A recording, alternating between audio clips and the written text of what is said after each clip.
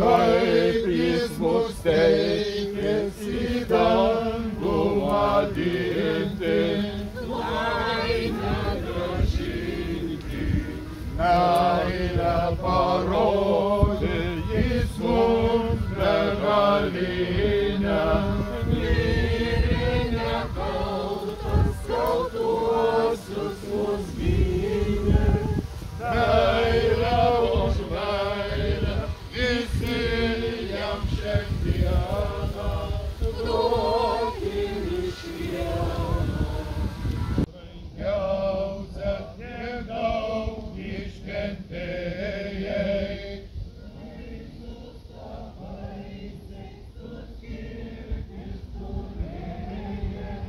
Vienas palikti ir eiti numirti. Kaip tai išsakyti, skausmo vien buvo mergelei švenčiausiai.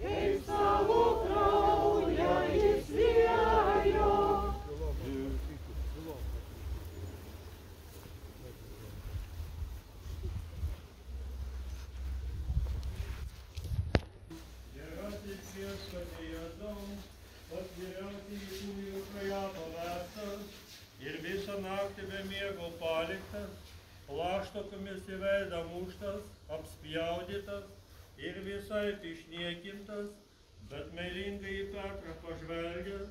Pasigailėk mūsų. Klausė Pilotas, nuo ko prasikaldęs,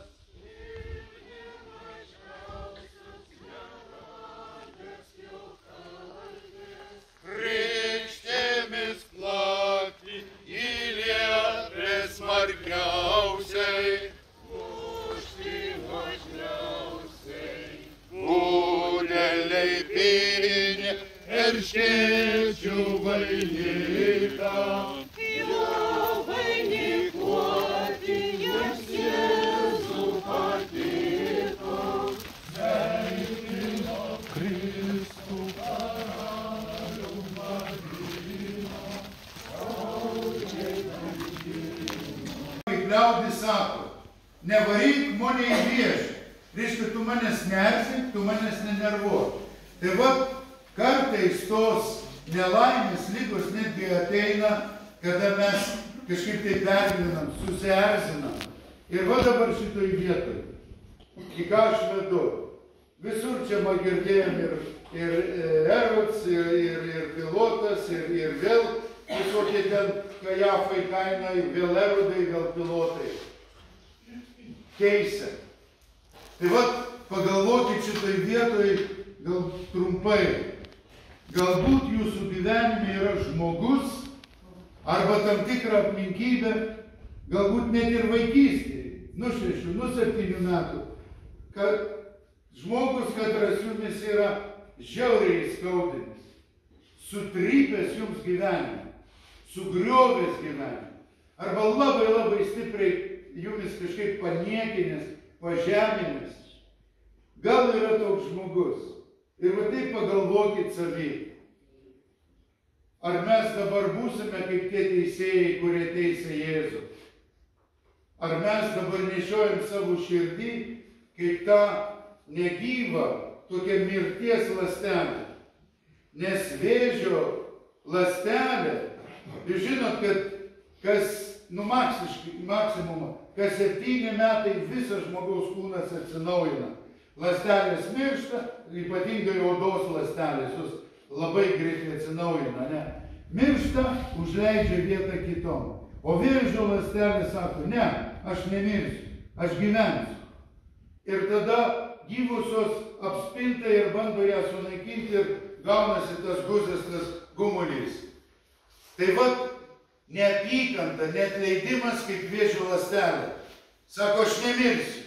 Tau buvo vaikystėje kažkoks pažeminimas, ar darbe, ar šeimoje, ir tarsi nedovanoji. Mažylėliai, o šitoj vietoj, jeigu kam iškilo koks žmogus, kot jūsų priešas, kuris su jumis jau vaikšto tiek metų, kaip ta vėžio ląstelė, ir paskiau buvo tokios neatleidimai, iš tikrųjų gamina ir tą fizinę vėžio ląstelę. Ir mes tampam jau onkoligoniais, neatleidę kitiems. Tai nebūtinai ir taisyklė, bet šitoj vietoj pabandykim pasakyti, Viešpatie, padėk man atleisti, padėk man dovanoti, padėk man padovanoti gyvenimą. Jėzus sako, kas neatleidžia arba kas keikia savo brolį ar seserį, tas yra žmogžudys. O kai mes savo brolių ir seserį, kuo tu vardais? Lina. Aš įskaudinau Liną, dabar aš pasakosiu, kas bus. Įskaudinau Liną, žiauriai užgavau į širdį ir ką Lina man sako? Žinai ką, Astėl, aš tavęs daugiau nenoriu girdėti. Arba žinai ką, aš tavęs nebenoriu matyti. Arba aš sakau, tu žinai, dink man iš šakių. Arba tu žinai, išnyk iš mano gyvenimo. Išvis dink man iš mano gyvenimo. Ir ką tokiu žodžiu, atsiprašau, Lina sako, aš tave noriu sunaikinti, nužudyti. Reiškia, atrodo, žmogus gyvas yra, bet neatleidimas tarsi sako, aš tave nužudau savo gyvenime. O ką Jėzus sako? O Jėzus sako pasigailėk. Ir yra hebrajiškas žodis toks. Mes, pavyzdžiui, lietuviškai sakom, čia pasauliečiai pranciškonai daug esat kartų girdėjo ir mane turbūt Jėzus sako lietuviškai pasigailėk, pasigailėjimas arba gailestingumas. Ką tai reiškia gailestingumas? Mes suprantam, bet pats žodis nieko nepasako. Lotyniškai pasigailėjimas yra misericordija. Iš 2 žodžių. Miserere, cors cordis. Širdis yra. O miserere žemaičiai irgi sako, tu mizerija. Sako, sako, įpil. Kokį mizerioką įpil. Ir reiškia, mizerija tai yra nedaug, yra truputėlis. Tai jau lotyniškai, kaip sako, misericordija, truputėlį turėk širdies. Ane? Pasigailėti reiškia truputėlį turėk širdies. O Jėzus pasakė labai aiškiai, aramajų kalboj, nes jis kalbėjo tą kalbą, rachamim, rachamim. Kon tas nočiai? Tas nočiai, tas žodis turi pirmą šaknį, rachem. O rachem kas yra? Kas prisimint mano pamokslą? Rachem yra motinos gimda, moters gimda. Dabar aš pasakysiu, kartu mąstykim, kas yra gimda, kas yra įsčios. Ten prasideda gyvybė. Įsčiose prasideda gyvenimas. Įsčiose prasideda žmogaus gyvybė. Ir kai Jėzus sako rachamim, lietuviškai būk gailestingas ar pasigailėk, jis pirmiausiai sako pagimdyk gyvenimą. Padovanok tam kiaulėsnukiui, tam begėdžiui, tam atsiprašom. Padovanok gyvenimą. Va kas yra krikščionybė. Ir jūs galite savęs paklausti, ar jūs galėjot, kada žiauriai jumis įskaudina, na, aš atleidžiu, aš dovanoju. Dažnai moteriška sako, aš nedovanosiu savo kaimynui, kas atsidėka mažylėn. Mano kaimynės vištas man braškis iškapoja, pas mane anūkai atvažiuo, nedovanosiu. Skau, pumpurį, nu dovanoju. Kitaip išrišimą nėra. Nu gerai, dovanoju, bet aš sūnum nesirokausiu. Su jie nesikalbėsiu. Ką tas reiškia? Jį jau truputį mizerį dovanoju. Ir Jėzus galbūt nereikalauja įsakydamas rachamim, pagimdyk. Tai reiškia, tau užims laiko atleisti. Bet tu turi jau pradėti atleisti. Tai galbūt, pumpurėliai, šita vieta yra, kada mes, eidami kryžiaus kelią, o gal jūs neturit, tai okei, valiau, einam toliau, meldžiamės už nusidėjėlį atsivertimą. Bet jeigu jūs turite tokį žmogų, kurį nešiojatės kaip didžiausią skausmą, kaip tą vėžio lastelę, pabandykim padovanoti gyvenimą. Tam begėdžiui ar begėdėjai. Tai atsiprašant, bažnyčiai negaliu sakyti žodžio, aš juk žinai pasakau tų žodžius. Bet iš tikrųjų pradėkim dovanoti gyvybę ir gyvenimą. Mergikis, dabar jums galbūt reginėtų pradėti čia maldą. O paskyrė, ką paskyrė, tas stebuklas.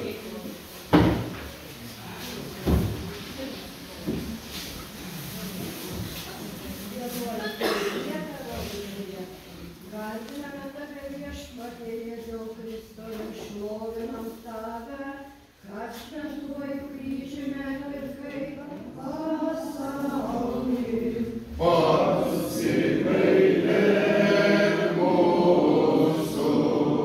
Gerasis viešpatie Jėzau, erškėčiais vainikuotas, plaštakomis muštas ir nendre daužytas, paniekos drabužių atvilktas, užrištomis akimis visaip išjuoktas ir niekintas.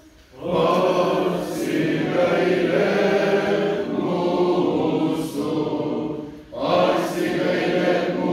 viešpatie, pasigailėk mūsų.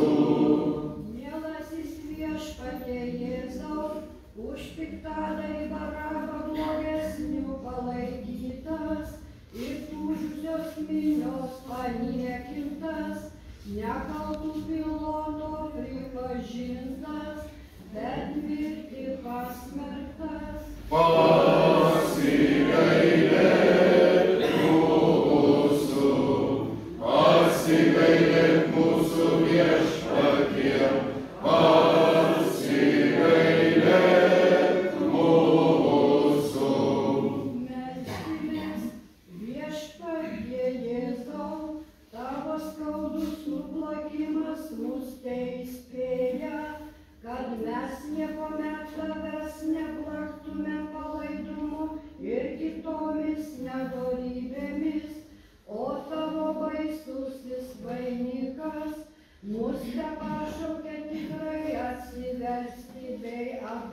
gauti ir te padeda mums laimėti amžinąjį tavo garbės vainiką.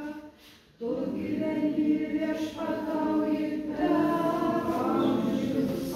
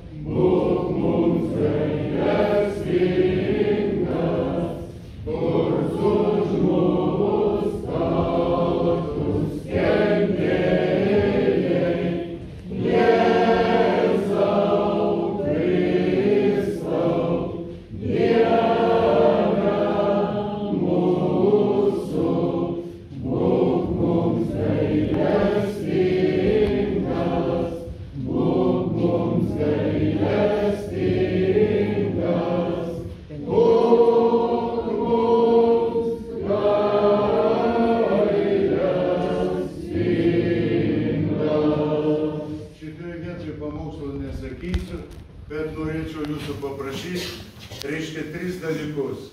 Pirmas, pagarbinkime mūsų viešpatį Jėzų Kristų. Antras, padėkokime, kad mes gimėme ir turime akis ir matome Dievo pasaulį. Kiek ir daug žmonių, kurie yra akli arba silpnaregiai. Mes gimėme ir turime ausis ir galime girdėti paukščių čiulbėjimą, vėjo šniokštimą medžių šakom, savo mylimųjų gražius žodžius. Mes turim kojas ir galim vaikščioti šitos kalnus ir padėkokim už tai, kad tikrai Dievas mums padovanojo gerą kūną ir kad tas kūnas įgarbintų ir šlovintų. Ir trečias dalykas, ko norim paprašyti. Jėzus pats prisišnekėjo, jis pasakė, prašykite ir gausite, belskite ir jums bus atidaryta. Todėl, maželėliai, dabar mes pagal pranciškonų tradiciją sukalbėsime tą garbinimo maldą ir paskui atsisėskit, ar atsiklaupkit, ar atsigulkit 2 minutės, Pagarbinkim, padėkokim ir paprašykim. Garbiname tave, švenčiausiasis Viešpatie Jėzau Kristau, čia ir visose tavo bažnyčiose, visame pasaulyje, ir šloviname tave, kad šventuoju kryžiumi atpirkai pasaulį. Taigi 18 vieta Jėzus kenčia ir miršta ant kryžiaus. Gerasis Viešpatie Jėzau, prie kryžiaus prikaltas ir savo brangiausiąją kraują už mus išliejęs. Pasigailėk mūsų, pasigailėk mūsų Viešpatie. Pasigailėk mūsų. Tėve dangaus Dieve, pasigailėk mūsų. Sūnau pasaulio atpirkėjau Dieve.